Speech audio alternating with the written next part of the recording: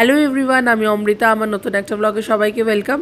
Thursday সকালবেলা এক cup বলতে পারো বড় মাগের এক মগ দেখতেই পাচ্ছ কফি দিয়ে দিনটা শুরু করেছিলাম। শরীরটা খুব ম্যাচম্যাচে লাগছিল, একটু হালকা হালকা জ্বর ফিল হচ্ছিল, তাই সারাদিন ওরকম লিকুইড ডায়েটের ওপরেই ছিলাম। একটু বিস্কিট, একটু দুধ এইসব খাচ্ছিলাম। তো বিকালবেলা দেখি বরুণ তাড়াতাড়ি অফিস থেকে হাজির বাড়িতে। ও বলল 3টে সাড়ে 3টে নাগাদ ওর কাজ শেষ হয়ে গেছে, আর তাই ও তাড়াতাড়ি বাড়ি চলে এসছে। আমার মনটা খারাপ ছিল। বরুণ বলল চল বাইরে যাব ডিনার করতে। বাস আমি এক পায়ে রাজি। বাইরে এসেছিলাম চায়নাটাউন নামক একটা চাইনিজ রেস্টুরেন্টে। আমি যেহেতু চাইনিজ পছন্দ করি, তাই ও বলল আজকে ইন্ডিয়ান খাবো না, অ্যারাবিক খাবো না, চাইনিজ খাবো, দেখ কোথায় যাওয়া যায়। তো নেট থেকে দেখলাম নিয়ার বাই এরকম একটা সুন্দর চাইনিজ রেস্টুরেন্ট আছে। কি সুন্দর অ্যাম্বিয়েন্স, আর প্রচণ্ড বড়, প্রায় মোটামুটি আই গেস 200 গেস তো ধরেই যাবে।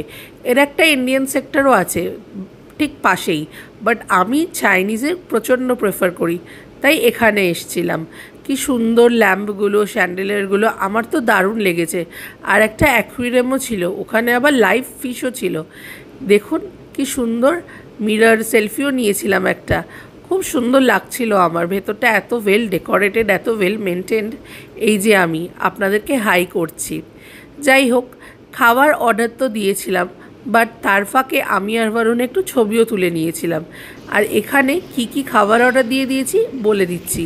সবার আগে অ্যাপেটাইজার্সে কিছু অর্ডার করিনি, বাট হ্যাঁ আমার প্রচণ্ড স্যুপ ভালো লাগে। আর এই যেহেতু ঠান্ডা লেগেছে, তাই ভাবলাম একটু গরম গরম স্যুপ খেয়ে নিই। ওই প্ল্যান করেই চিকেন ওয়্যান্টন স্যুপ নিয়ে নিয়েছিলাম। আর তারপরে পরেই চলে এসেছিল একটু শ্রিম্প নুডলস, একটু মিক্সড ফ্রাইড রাইস আর হুনান চিকেন। খাওয়া দাওয়া করে রাত্রিবেলা ওই যে বেরিয়ে পড়েছিলাম, ছবিও তুললাম। তারপর কি ঘুমিয়ে পড়েছিলাম, সেই রাতটা ওখানেই শেষ। ফ্রাইডে বরুণের উইক অফ, তো সেই মতোই প্ল্যান করে বরুণ বানিয়েছিল বন্ডা। দারুণ হয়েছিল হোমমেড বন্ডা, দেখুন তো কেমন লাগছে। আর পাল্লি চাটনিও বানিয়েছিল। ব্রেকফাস্ট করে একটু আনইজি ফিল হচ্ছিল, কফ হচ্ছিল প্রচণ্ডভাবে, বুকে যন্ত্রণা করছিল, তাই এখানে আমি একটু স্টিম নিয়ে নিচ্ছিলাম। গরম জল করে একটু টাইগার বাম দিয়ে দিয়েছিলাম। থ্যাংক ইউ বরুণ, এত ভালোবেসে আমার জন্য এই ব্যবস্থাটা করার জন্য। গরম জলে ভেপারটা নিয়ে বেশ রিল্যাক্স ফিল হচ্ছিল। আর এই হচ্ছে আমার আফটার স্টিম গ্লো। কেমন লাগছে? গত কয়েকদিন ধরে শরীরটা ভালো যাচ্ছে না, তো সেইভাবে আমি ব্লগও আপডেট করতে পারছি না। তার জন্য আমি সরি মন থেকে বলছি।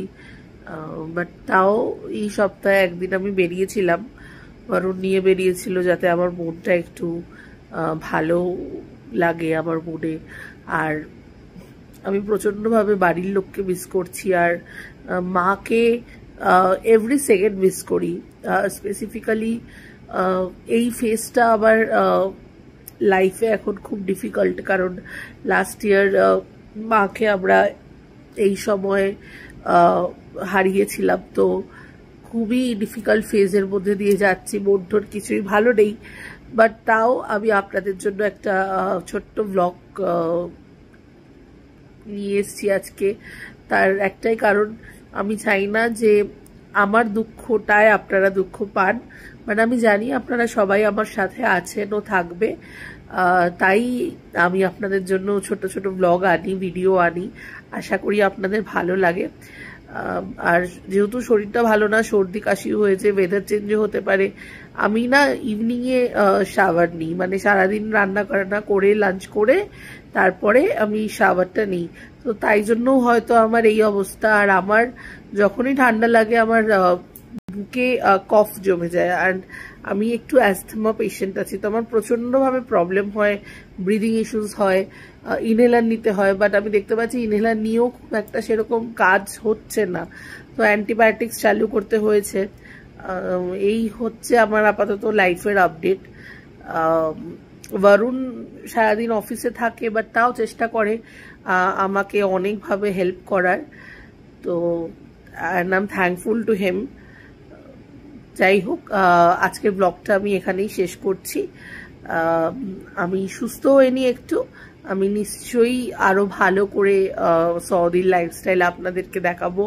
আমি নিজেও এক্সপ্লোর করব জায়গাটা। এখনো অনেক জায়গা আছে যেখানে আমি যাইনি বা এক্সপ্লোর করা হয়নি। তো নেক্সট উইক আমাদের একটা প্ল্যান আছে, তো দেখা যাক, যদি আমি প্ল্যানটা সাকসেসফুল হয় তাহলে অবশ্যই আপনাদেরকেও সঙ্গে নিয়ে যাব ওখানে, আর দেখাবো যে আমি কি করছি, কোথায় যাচ্ছি অ্যান্ড এক্সেট্রা। তো তাহলে চললাম আজকে, দেখা হবে অন্য একটা ব্লগে। Till then, stay safe, stay healthy and keep smiling. Tata.